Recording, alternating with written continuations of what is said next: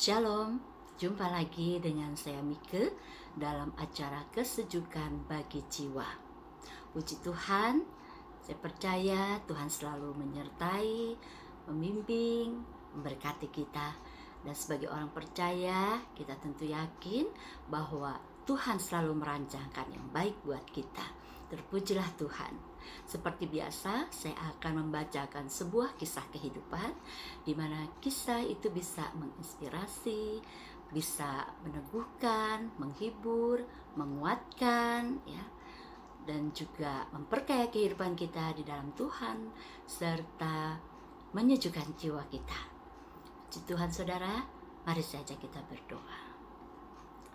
Bapa di surga, terima kasih untuk hari ini. Terima kasih buat penyertaan-Mu, buat kasih-Mu yang tidak pernah habis di hidup kami. Malam ini hamba berdoa dan menyerahkan acara Kesejukan Bagi Jiwa dalam pimpinan Tuhan. Kau mengurapi dan memperlengkapi hamba-Mu ini yang penuh dengan kekurangan, biar Kau yang sempurnakan, sehingga kisah kehidupan yang dibacakan akan memberkati banyak orang. Terima kasih Tuhan, di dalam nama Tuhan Yesus hamba berdoa dan mengucap syukur. Haleluya, amin.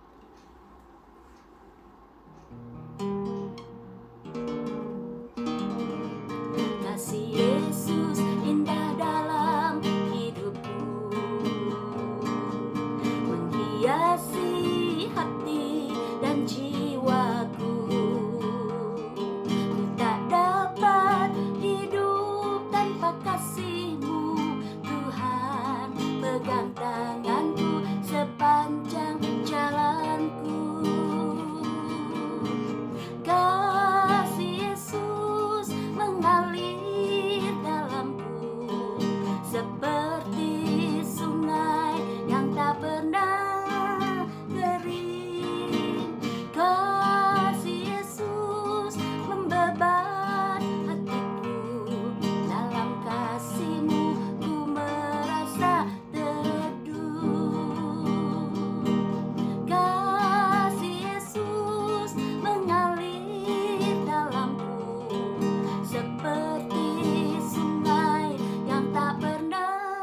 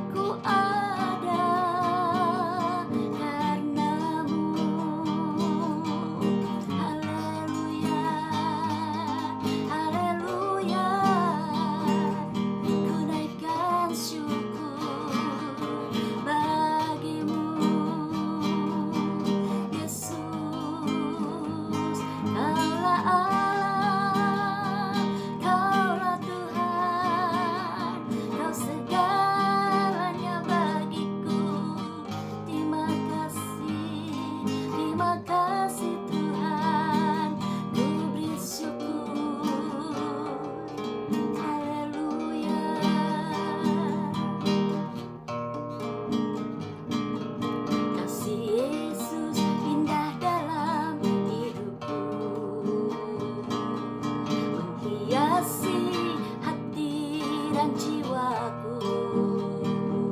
Ku tak dapat hidup tanpa kasih-Mu Tuhan. Pegang tanganku sepanjang jalanku.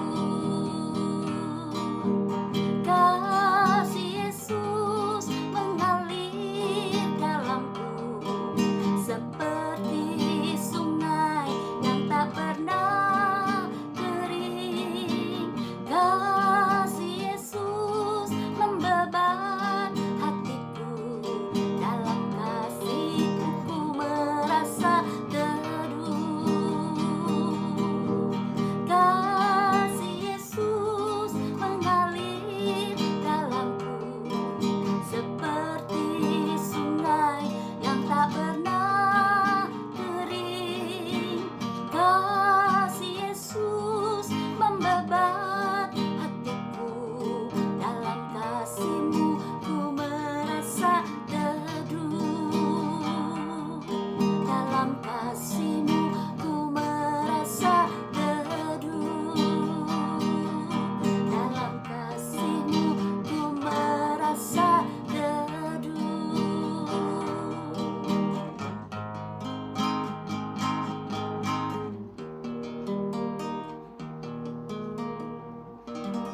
Amin. Puji Tuhan, saudara. Hari ini saya akan membacakan sebuah kisah kehidupan dengan judul Dalam Gendongannya. Ruang operasi itu terasa dingin. Tubuh saya gemetar saat para perawat sibuk dengan tugas mereka. Mereka mengikat saya pada meja operasi untuk suatu pembedahan darurat. Dengan mata yang tak tahu harus melihat kemana kecuali ke atas, tampaklah cahaya terang di sekitar saya membentuk berbagai bayangan saat pandangan mata saya kabur oleh air mata. Ibu Ling, saya minta Anda menghitung mundur mulai dari 10. Sang ahli anestesi memerintahkan. Sekali lagi ia mengulang perintahnya dengan nada suara mendesak. Ibu Ling, tolong Anda mulai menghitung sekarang. Sebelum mulai, saya meminta kepada ahli bedah, kami ingin punya anak. Tolong lakukan apa saja yang dapat Anda lakukan. Matanya yang bersinar hangat meyakinkan saya bahwa ia akan melakukan yang terbaik untuk saya. 10, 9, 8, ucapan saya mulai melemah dan diam-diam saya berdoa memohon perlindungan Allah. 7, 6, 5, pikiran saya berputar-putar seperti kincir, dan saat segala sesuatu tampak gelap, pikiran saya melayang pada kejadian-kejadian yang terjadi belum lama ini. Statistik mengungkapkan banyak data. Kami adalah 1 dari 5 pasangan yang mengalami kesulitan dalam kehamilan atau ketidaksuburan. Setelah 9 tahun menikah, untuk pertama kalinya tes kehamilan saya menunjukkan hasil positif. Kami sangat gembira. Dengan sukacita kami menyebarkan berita ini. Perawat menjadwalkan bahwa 3 minggu mendatang akan dilakukan pemeriksaan kehamilan yang pertama. Saya yakin waktu 3 minggu itu akan cepat berlalu bila diisi dengan liburan keluar kota. Saya sudah tidak sabar ingin bertemu dengan dokter kandungan saya. Segalanya berlalu dengan baik sampai pada pagi hari tanggal 14 Juli. Perut saya terasa sakit, lalu terjadi pendarahan, dan suhu tubuh saya meninggi. Dengan panik kami menelpon dokter, dan atas instruksi dokter kandungan, saya dilarikan ke unit gawat darurat.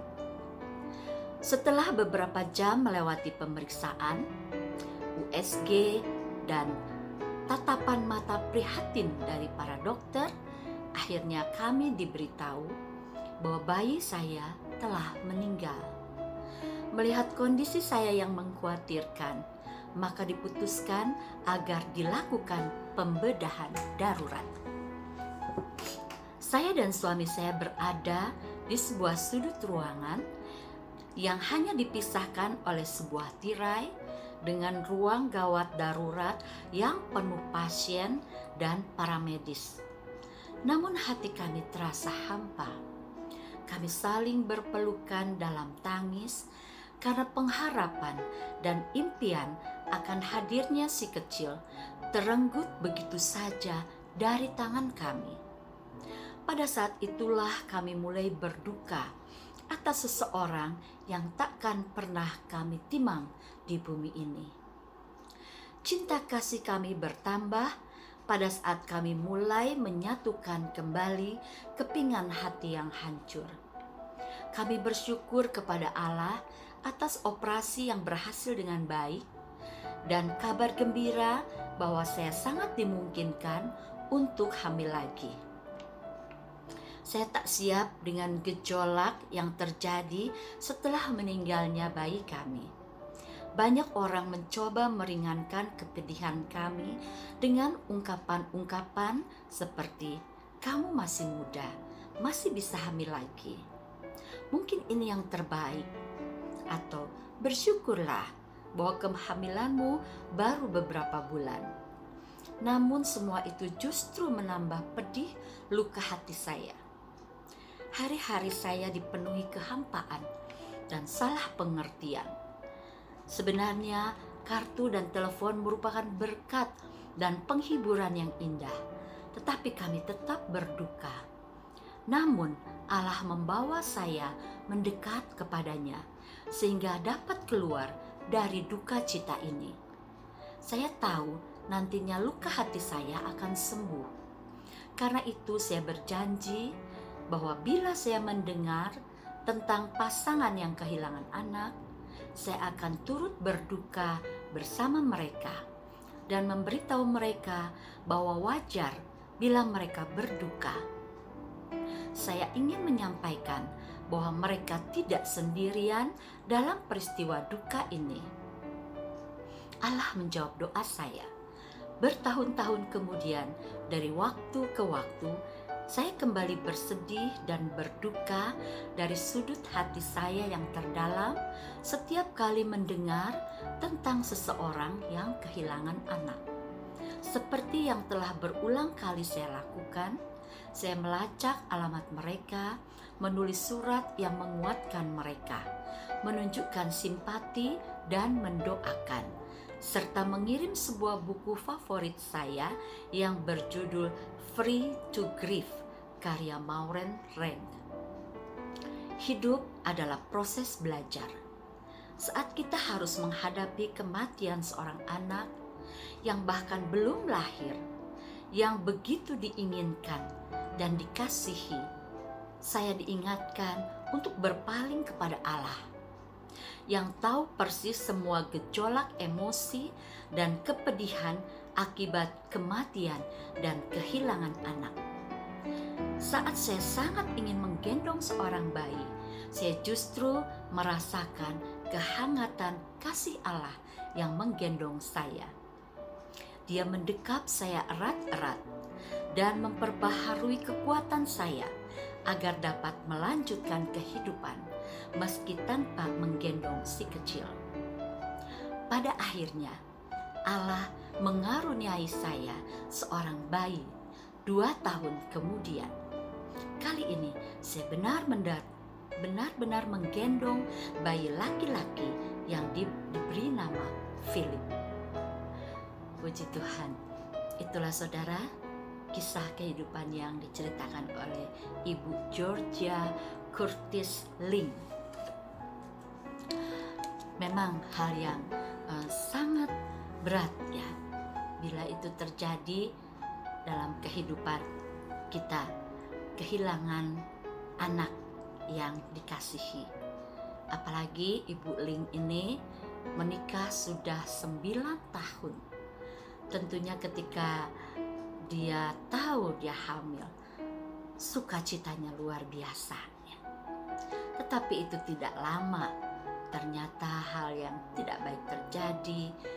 Bayinya meninggal dalam kandungan waktu usianya masih dini, mungkin baru hanya beberapa minggu. Dan itu merupakan satu pukulan tentunya bagi Ibu Ling bersama suaminya. Tentunya mereka berada dalam kesedihan, duka cita yang luar biasa. Tetapi mereka kembali kepada Allah. Bahkan Ibu Ling bisa mengambil satu keputusan, berkomitmen untuk menolong ibu-ibu yang mengalami hal yang sama dengan dia, kehilangan anaknya. Dia berusaha menghubungi, menghibur, menguatkan, bahkan selalu memberikan sebuah buku yang berjudul Free to Grieve atau bebas dari kesedihan atau duka cita. Dan pada akhirnya Ibu Ling menyadari bahwa hanya Allah saja yang bisa memberikan kekuatan baginya untuk melalui hari-hari ke depan. Ketika pengharapannya hilang, ingin memiliki seorang anak, kembali dia kepada Allah, menaruh harapannya kepada Allah. Dan benar saudara, pengharapan di dalam Tuhan tidak mengecewakan. Akhirnya Tuhan menganugerahkan kembali, memberikan seorang anak laki-laki kepada Ibu Ling 2 tahun kemudian. Saudara yang dikasihi dalam Tuhan, memang kehilangan seorang anak itu membawa satu duka cita yang sangat dalam, karena saya pribadi juga pernah mengalami. Dan satu-satunya kekuatan yang bisa dimiliki ketika kembali kita berpaling kepada Allah, Dialah sumber kekuatan dan penghiburan kita pada saat hidup sepertinya hampa, ketika mengalami duka cita yang dalam itu. Tuhan sanggup mengangkat dari lembah kekelaman itu dan menggantikan kembali dengan sukacita. Walaupun ada waktu, tentunya ada proses, tapi percaya ketika kita andalkan Tuhan, kembali kepada Tuhan, mempercayai Tuhan, kita akan bisa lewati masa-masa duka cita yang dalam hidup kita. Kalau ada di antara kita yang sedang mengalami hal yang sama, kesedihan yang luar biasa karena ditinggal pergi atau meninggal oleh anak yang kita kasihi, mari datang kepada Tuhan. Hanya Tuhan yang sanggup menguatkan kita. Kita memang tidak tahu kenapa Tuhan izinkan itu. Satu hal sebagai orang percaya kita tahu, pasti rancangan Tuhan itu baik dan indah bagi anak kita dan juga bagi kita. Terpujilah Tuhan, tetap andalkan Tuhan dan taruh harapan kita kepada Tuhan di dalam segala situasi dan kondisi. Bahkan ketika melewati lembah kekelaman sekalipun, duka cita yang dalam sekalipun, hanya Tuhan yang sanggup memberikan penghiburan sejati buat kita. Puji Tuhan saudara, saja kita berdoa. Bapa di surga, terima kasih. Kami menyadari Tuhan bahwa segala sesuatu bisa Tuhan izinkan terjadi dalam hidup kami, seperti mengalami kehilangan anak yang kami kasihi. Tapi kami percaya Tuhan lebih tahu apa yang baik buat kami. Ketika hal itu terjadi, kami merasakan satu duka cita dan kesedihan yang luar biasa. Tapi kami tahu, sebagai orang percaya, kami menyadari bahwa Tuhan punya rancangan yang lebih baik bagi anak kami, bahkan bagi kami sendiri. Terima kasih Tuhan. Biar terus kekuatan-Mu dilimpahkan atas kami. Kalau mungkin ada di antara pendengar yang mendengarkan kisah ini mengalami hal yang sama, Biar Engkau yang akan memberi kekuatan dan penghiburan bagi mereka Tuhan. Teguhkan mereka, pegang terus tangan mereka, kuatkan terus mereka, supaya mereka tetap menaruh pengharapan di dalam Tuhan.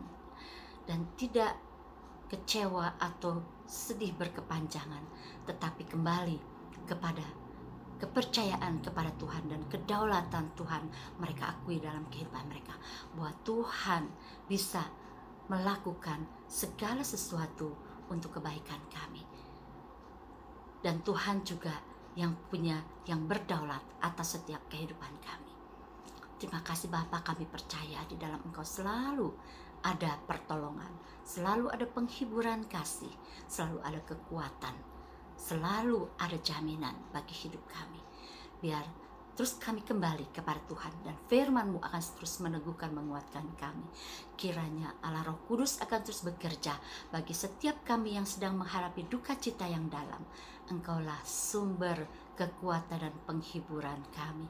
Kau sanggup mengubah duka cita kami menjadi sukacita.